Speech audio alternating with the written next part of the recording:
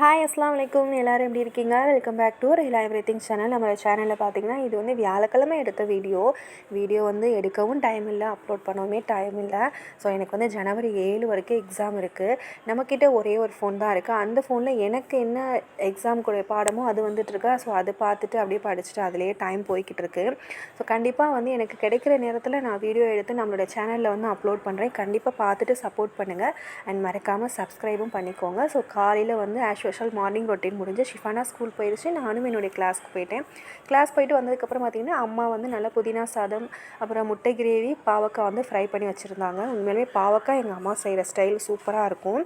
எனக்கு டைம் கிடைக்கும் போது நான் கண்டிப்பாக வந்து அந்த வீடியோ எடுத்து நான் அப்லோட் பண்ணுறேன். ஸோ அதுக்கப்புறம் பார்த்திங்கன்னா சாப்பிட்டு முடிச்சுட்டு எப்பவும் போல் வந்து படிக்கிற வேலை அதை முடிச்சுட்டு ஈவினிங் போல் எல்லா ரொட்டீன் முடிச்சாச்சு. தொழுகை எல்லாம் முடிச்சுட்டு ஸோ வந்து நைட்டு பார்த்திங்கன்னா வந்து மாவு கடையில் வாங்கி நான் தோசை ஊற்றிக்கலாம் அப்படின்னு சொல்லிட்டு மாவு வாங்கியாச்சு. அதுக்கப்புறம் தேங்காய் சட்னி கொஞ்சம் வதக்கி வந்து சட்னி அரைச்சேன். ஸோ அன்றைக்கி நாள் வந்து இப்படி